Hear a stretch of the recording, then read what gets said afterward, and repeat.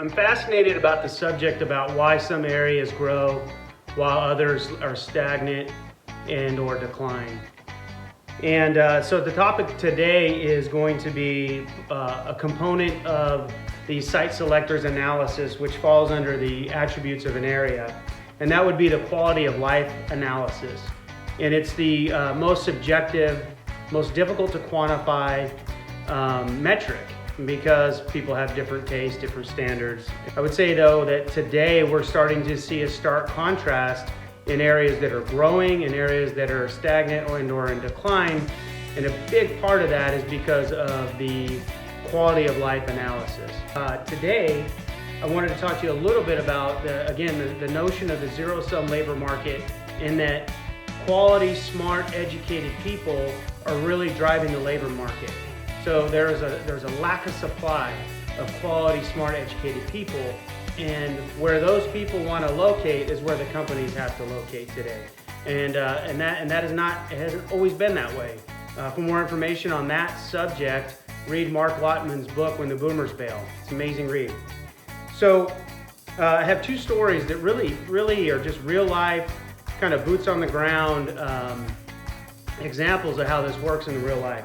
So the first is I had a lunch meeting with a gentleman who's a site selection consultant, and he works in large part with companies out of California. And he was driving a CEO around in McKinney, and the CEO was like, hey, I want to drive down at that school. He was blown away because there were so many bikes in the bike rack.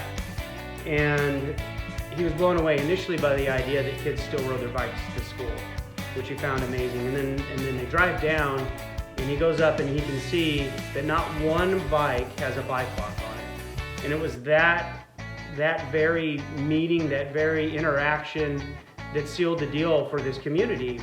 Because in his opinion, which makes total sense, the lack of bike locks tell you everything that you need to know about that community, right?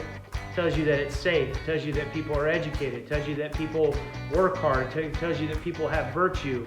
It tells you that people teach their kids what the difference between right and wrong, and why wouldn't a company want to locate there. The second story has to do with a family that we met who was working in San Francisco, and they were commuting, and they lived in a bedroom community in San Francisco. And they told us that they moved here to Texas because the drugs, the alcohol, the disorder got so bad that they couldn't even go to a store anymore without having basically people that were strung out on drugs, and I feel bad, and those people need help. But at the end of the day, that makes it very difficult from a quality of life standpoint to attract and retain young, talented people. And if you can't attract and retain young, talented people, you're not going to attract companies. And so these two little stories, there's thousands of these stories that are happening every day. And there's communities that are winning, and there's communities that are losing. And so much of it has to do with this quality of life analysis. I'd love to hear your thoughts and comments. Appreciate it.